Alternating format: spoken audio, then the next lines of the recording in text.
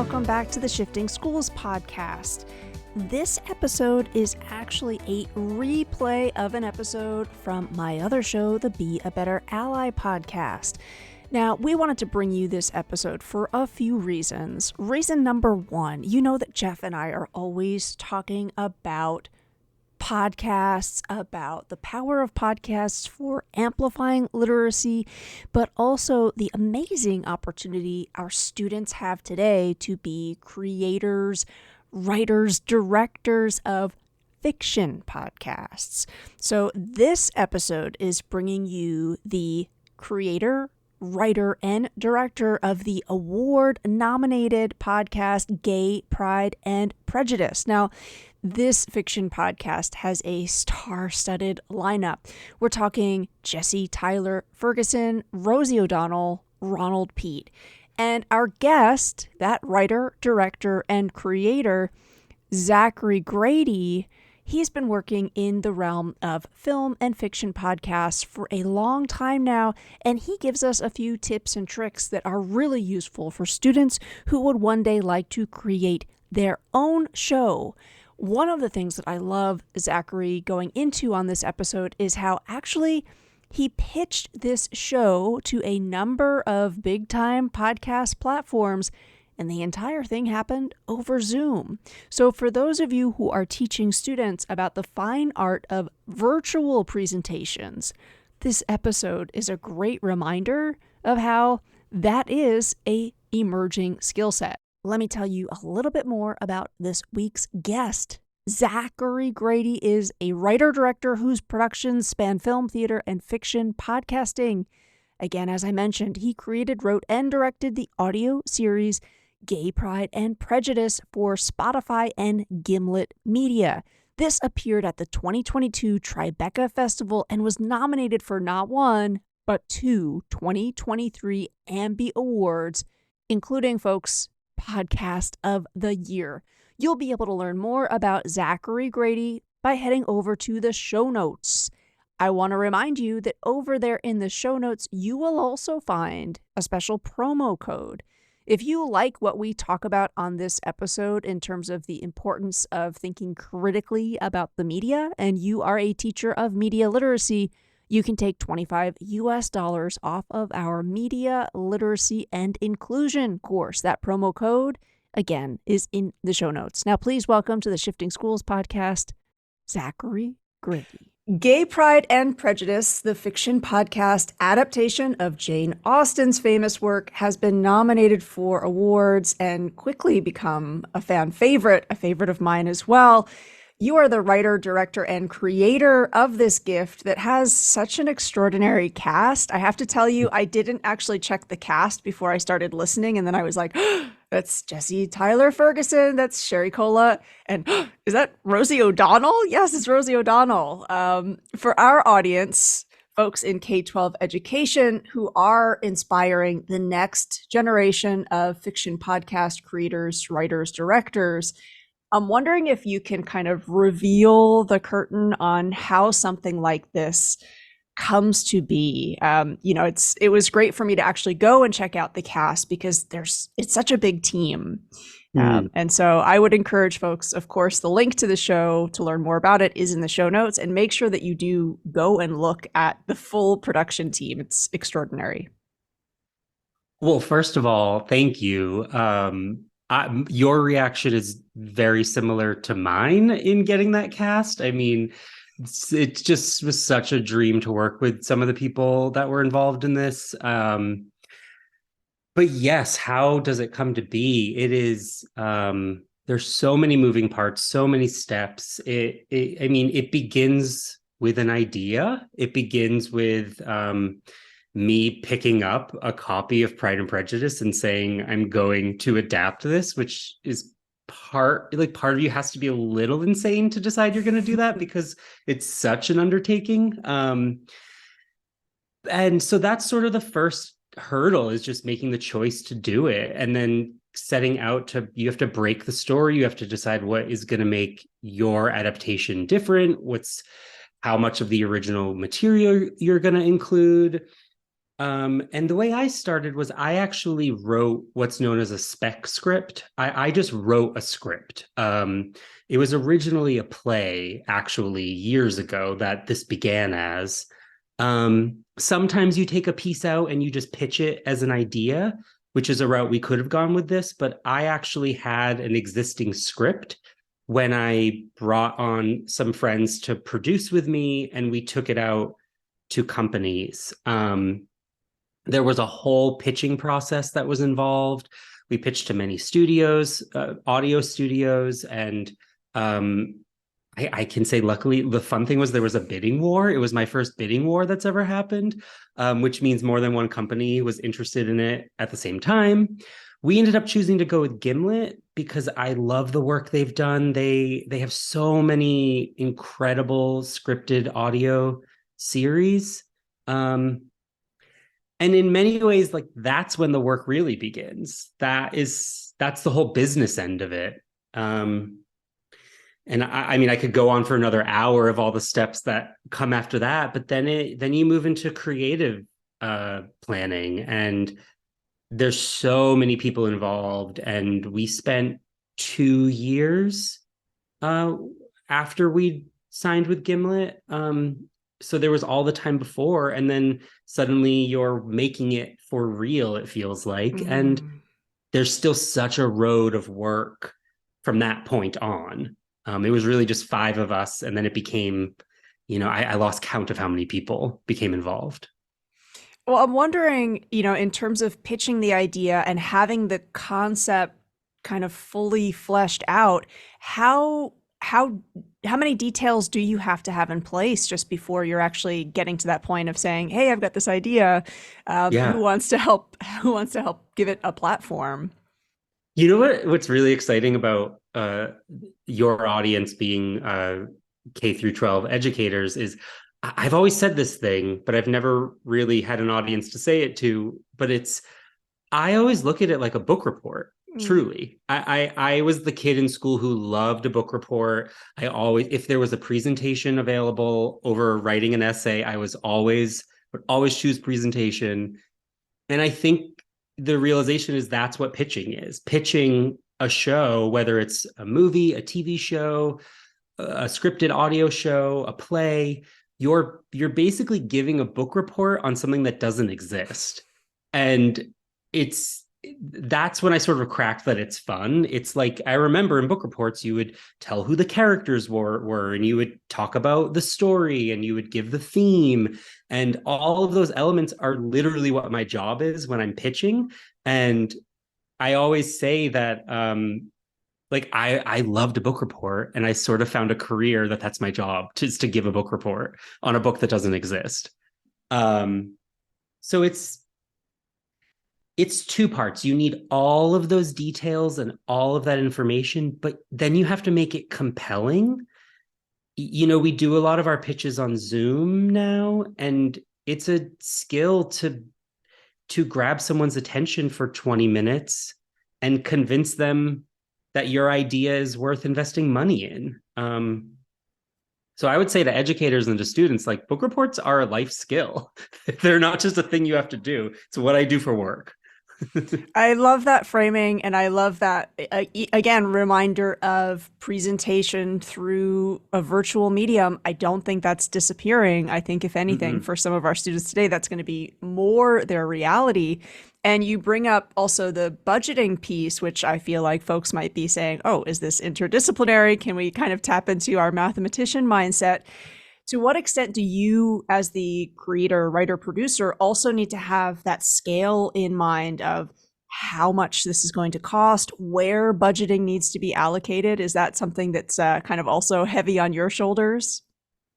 I mean, that's where the director end of things comes into place. I mean, you're essentially, when you're making a series, it's in many ways it's like a startup. You're basically saying, like, we need this amount of money to make this thing, and then it's going to be marketed. And you're asking a team of producers who have they have an annual budget that they have to stay within, and you're asking them for a piece of that budget. And the way that you're earning their trust is by convincing them what you're talking about, and I'm not coming in with spreadsheets and breakdowns of budgets, but I am, if a question comes up, if there's something where we have to make a cut, we have to make a decision, it is absolutely something I have to be aware of. And I'll be the first to say math was not my strong suit in school. It was not the place that I excelled. However, like, you have to understand what a budget is. You have to understand how much things actually cost. And in asking, I don't like to say it's asking permission, because that frames it as, an interesting dynamic, but it's in saying that you can trust me with your budget. You have to prove that in more than just I have the best story. You have to understand the whole component of everyone's job that's involved.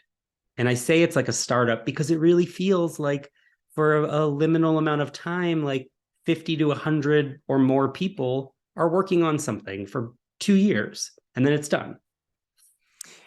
And, I would love to switch gears and talk about the directorial responsibilities, skill sets, mindsets that go into that, because I know I will have some theater teachers who are tuning in and listening to this. And we are seeing a few more theater departments say, let's play around with, this new emergent mode of the fiction podcast. And again, I think yours is a great example because you've got a big cast. Mhm. So I think folks might even underestimate, like, you can have a cast just like you would for, an Mhm. on-stage theater production. Can you talk a little bit about what it means to direct in this medium, and maybe um, some misconceptions that folks have, or in what ways do you feel like it's actually quite similar to directing film or theater? I mean, I think it's similar in the sense that you have to really understand the medium in the way that, I mean, first of all, hi to theater educators. You are the reason I'm doing what I'm doing. I love you all so much. And theater is where I come from, and it's my first love, and it will always be what made me an artist. Um, I think, and I fully got excited and lost track. With what the job of a director is. It's what's great about writing and directing the same piece is I feel like I'm directing from day one, where, yes, I have 11 main characters in this piece, but that was such an undertaking. And so every step of the way, it was about clarity and how, and that's what I mean about knowing the medium is audio is very hard to make clear. And it is scary to say there's 12 people in this episode. But the people I was working with had done a lot of these before, our main producer, and she taught me a lot of rules. And it's the same thing where if you're directing a musical, the rules of how to stage a musical number.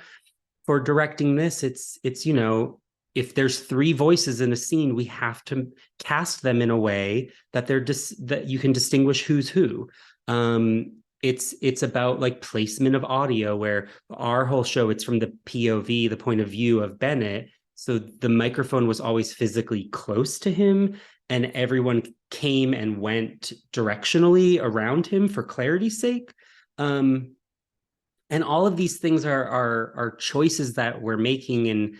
And as the director, I think it's just about getting everyone on the same page, because everyone's skilled. The sound designers, the actors, they all can do incredible work. They just need some sort of glue to keep it all cohesive. um and we recorded remotely. No one recorded together. I mean, we had a few actors record at the same time, but no one was in the same room. And in fact, a lot of the performances, I acted opposite them, and then my audio was deleted and we mixed it. So part of directing was knowing what that actor did on Thursday, and keeping the pace and tone of that for the actor recording on Monday. We're wearing a lot of hats, but it was really, really fun. It was really, really fun to make. That's fascinating. I had no idea. I think I was imagining that everybody was in a studio, but that makes so much more sense. But also, and correct me if I'm wrong, but I believe the show is also nominated for an award for its sound design, which is spectacular. And, again, you're right. There is this additional need to make it really clear for the listener. And something that I love about fictional podcasts is just how immersive that audio experience is, like almost to the extent now, many shows will have a warning, like maybe don't listen to this while you're driving because it can be kind of distracting. But even that, having to go the extra step and think, the story in your mind, but the listener doesn't. So, how do you orient it so that, and there's so many details that come through. And can you just talk a little bit more about what that means to work with the sound designer? And because I'm kind of curious, like I'm thinking even in episode 1, there's a scene in the bar and you hear, like the ice clinking on the glass and a drink being poured, and it's so hyper specific.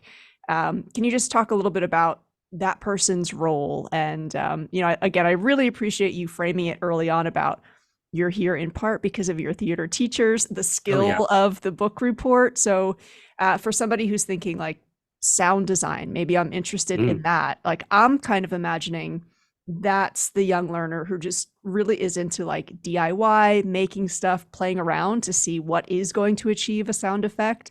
Am I totally wrong there, or am I maybe onto something? No, you're not. I mean, it's the thing that's really fun is the more you work, I find the more you work with specified designers in different mediums and different skills, there's this belief that they like have this magic ability, but when you break it down, they're just people that have spent a lot of time and learned how to do it, and have put in the like years, and they love it and they've come to it from different ways. But Daniel Brunel was our lead sound designer, and there was a team of people. If I started to list other people's names, I'll forget people, but there's so many, and everyone worked just for months and months on this. The first thing that Daniel did was referencing the scene in the bar. He did what's called create rooms before we'd even recorded. So he read all 10 scripts for all 10 episodes and went through with his team, and they marked what they were sort of like concerned about or what they were excited about. And they built soundscapes of rooms. So, and they sent them to me to sort of be like, is this what you mean by a bar? Is this what you mean by a museum? They're on a train. Does it sound like this kind of a train? And that was sort of the first design element. Then we recorded with the actors knowing what that sound was going to be. For some scenes, we even, if actors needed to shout over music in a club, we would play music in their headphones, and it changed the way they talked. But what was the most exciting for me was just Daniel would like go around his house and make he would just record these sounds. He was a Foley artist, and there's not some magical library that costs $100,000 that has all these like, yeah, there are ice glass clinkings, but like I think Daniel just made most of those. And that's why they're so specific, because you can spend a lot of money and have these magic tools at you, but it's really about, and this is what I love about theater, is like people put in the time and energy and they make these things on their own, and the DIY of it is sometimes more impressive than the thing that costs money. And so I think talking to students and to educators, I mean, that's how it starts. It just starts like, I don't know what Daniel's high school years were like. I know he's a musician originally, but I know he's just spent decades around microphones and knows what they're capable of. I also think, an a fiction audio thing can cost a lot of money, but it can also be done pretty affordably. It could also be a school project. I mean, it's something that everyone has an iPhone that records, or some sort of recording device, or schools have computers that have microphones built into them. I mean, just to exercise like the muscle of telling a story clearly I think is a really fun project. And who cares if it doesn't sound like the nicest audio in the world? It's a what I think it's about is storytelling, about clarity, about character. And if you don't have that, like I don't care what your audio sounds like. Um, it's it's you need all the pieces of the puzzle. And um, luckily, I think the sound designers I worked with were storytellers first. Their questions were always character based. Like that's the dream. And again, listeners, if you have not yet listened to Gay Pride and Prejudice, I'm trying to hype up the sound design piece, but it's something that you have to experience. And it is so detail oriented. And it Mm-hmm. almost feels sort of meditative for me as a listener. Like, I Mm. find like after I listen to a show like yours, I'm almost more tuned into the soundscape around me in the real world, so to Oh, I speak. love Like, that. yeah, so I think that's part of why I also really appreciate fiction podcasts. I feel like they have elevated soundscaping in such a rich way. Mm. And that immersive experience, it's sort of, I find I can listen to news podcasts or nonfiction shows. Like I can maybe be doing something simultaneously, but with fiction podcasts, I really just need to like sit and Mm. enjoy. So Mm-hmm. thank you for explaining that. I think you would probably agree representation in the media matters so much, and I think particularly in the moment that we're in, queer joy matters a lot right now. There is a great review of your show in The Advocate. Listeners, I'll make sure to link to it in the show notes. I'm wondering if you can speak to the responses you've received to this series and how it might perhaps be sort of fueling what you. I know that you've just created this magnificent thing, so I feel guilty to say, like, what's next?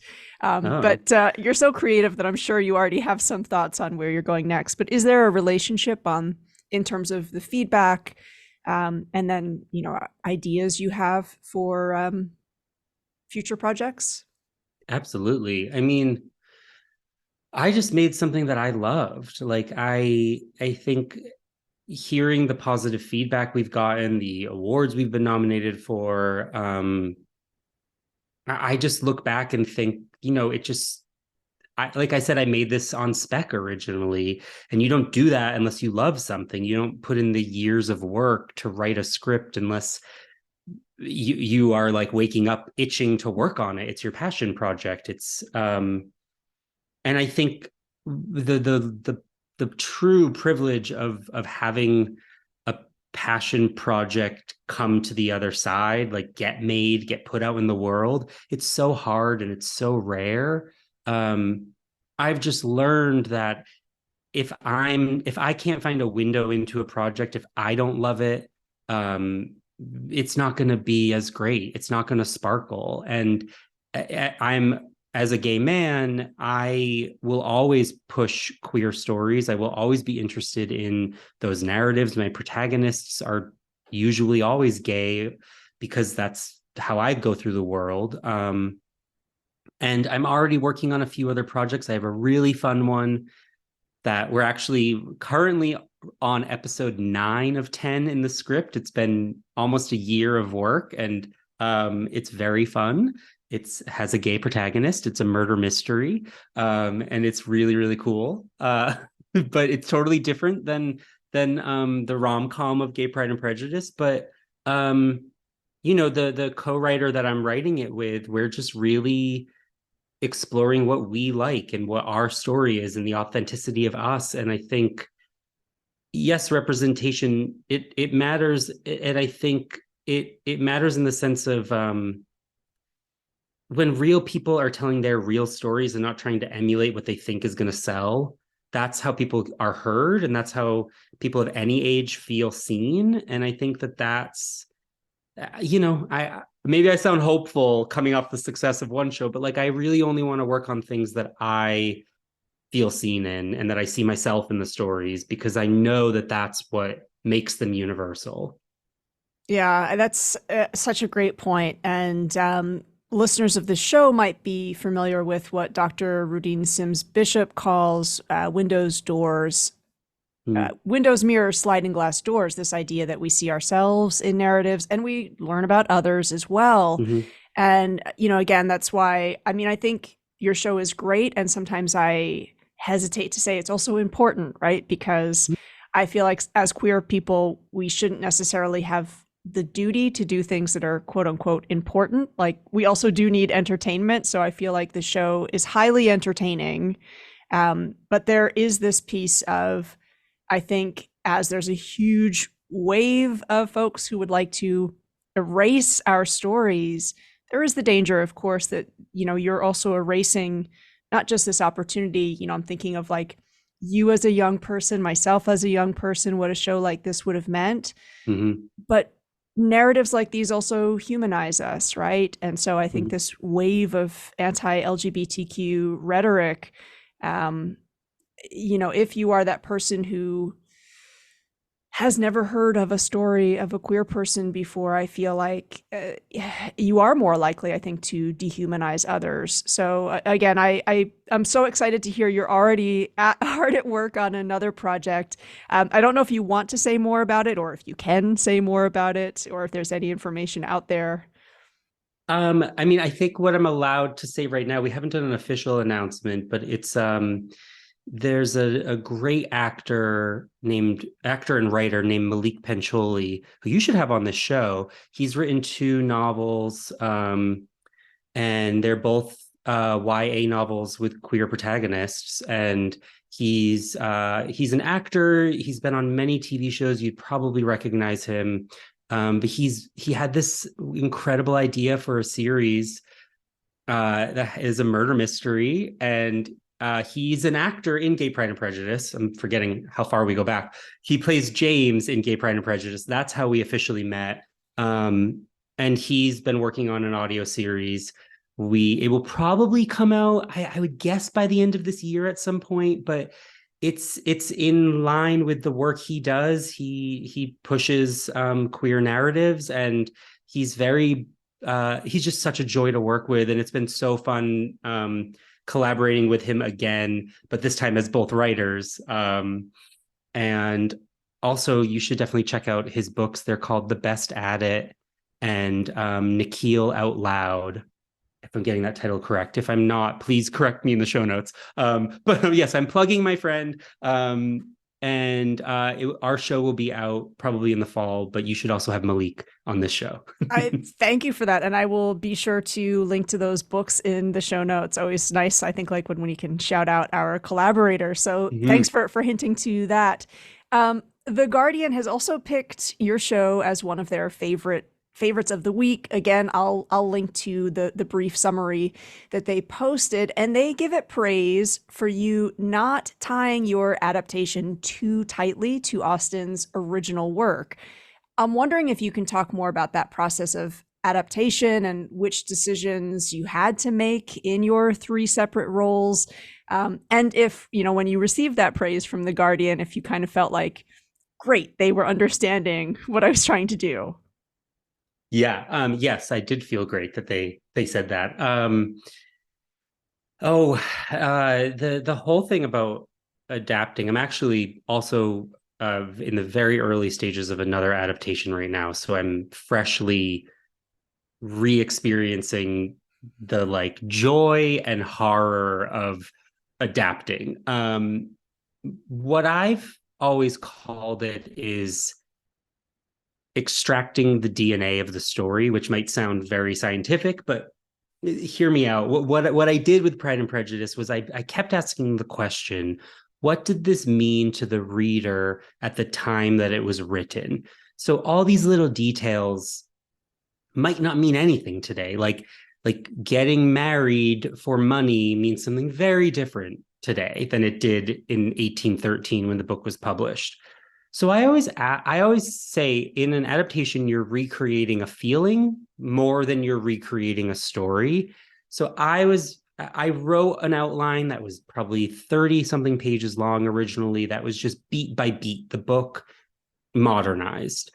And then it's just years of revising that and polishing that. And I mean, my copy of Pride and Prejudice is basically falling apart. I could quote it to you.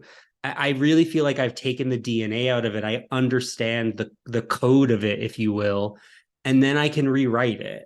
And I think until you get underneath, it's like I don't I live in New York City. I don't own a car, so I feel weird giving this metaphor, but like it's like they say like you lift the hood of a car to understand how it works, and that's what it feels like when you're in the early stages of adapting. It gets to a point where you then have a script and you then just let it become its own thing. I reached a point where I said, I'm not going to read the book again. I'm not going to watch any film adaptation. I'm not going to read any literary criticism on it again. I've done that. Now I need to be free. And then that's like another year of not consulting the original source material, just making your story good, because not everyone knows it. It has to stand on its own. So it's all wearing all hats. You're doing that. I even said to some producers, there was one producer on the team. She didn't know Pride and Prejudice. And I said, oh my God, don't watch anything. Don't know the story. Just please be the voice of someone fresh to this. And so I think that collaborative effort of um, knowing that there are different listeners who are going to come to this with their own knowledge or lack of knowledge. It's nice to hear that we didn't tie ourselves too closely. To me, sounds like we honored the original but made it approachable to new people. It's not insider baseball. It's own story. Yeah, very much so. And I would say, listeners, if you even didn't like Jane Austen's original work, and sorry, thank you for not like shrieking in horror to that possibility, but No. it is your show is so unique. It's such a fresh take on Austen's work, and again, I wanted to have you on this show because it's, I think, a really great kind of nudge to teachers. What a great experiment to do with students, right? You are studying a work, and I loved your framing of what's the DNA of this? Hmm. You know, if we were going to modernize or we were going to switch genres, your take on what's maybe the essential feeling that your Hmm. reader, listener, viewer needs to leave with. I think that's such a great conversation to have. I'm wondering, you know, you talked about reaching that point of not wanting to reread or watch any other adaptations. I'm wondering if there are other works in the realm of fiction podcasts that have kind of either they're inspirational to you or you've just enjoyed them, because this is again another one of those mediums that I think, you know, educators, if you've got students who maybe, I don't know, they kind of are quote unquote reluctant readers, I think the world of fiction podcasts, I love that you pointed out you opted to go with Gimlet. They've created what's been one of my favorite shows for younger Mm-hmm. listeners, Two Princes. So I'm just wondering if there's any other shows that you have found inspirational or you would recommend if folks listen to your show and they want to get more immersed in the world of fiction podcasts. Do you have thoughts? I mean, it's so funny because I was going to recommend The Two Princes because that show is honestly, it's partly one of the main reasons I wanted to go with Gimlet, because I thought that show was so strong and it's queer, and I felt like they would take great care of our piece. So first of all, if you haven't listened to The Two Princes, it's YA friendly, and it's all, I think it's all friendly for all ages, and it's fantastic. It's 3 seasons. The final season's a musical season. It's so great. And I mean, there's so many incredible fiction podcasts out there. There's some independent people out there that are making incredible shows. There's a really fun show I recently listened to that was made by an indie creator, Tamara. Oh my God, I'm forgetting Tamara's last name. It's called, has the funniest title. It's called Jesus Pancake. It's not what you expect it to be about at all.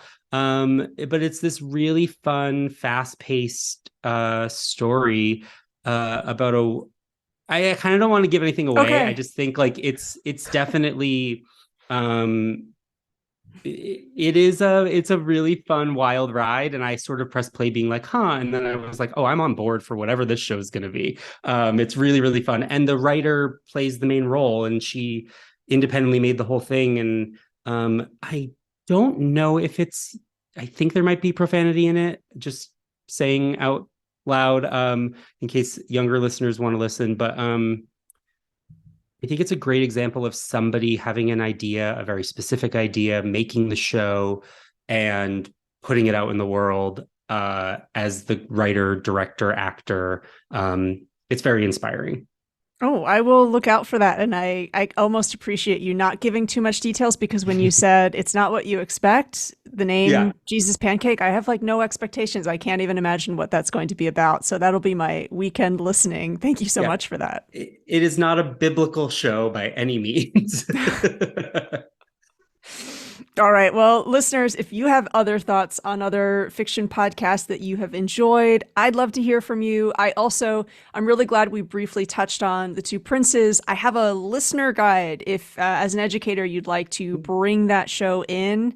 I've created a little free listening party, so it's Mm. great for if friends want to listen across geographical borders. I think that's a great show. And again, I am just so happy that we've had you on to remind us about all of the educational, like creative, critical thinking potential possibilities with fiction podcasts.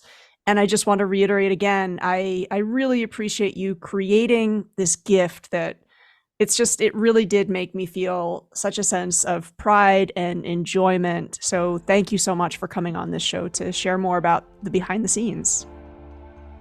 Thank you so much for having me. I love this show, and I'm so happy to be on it.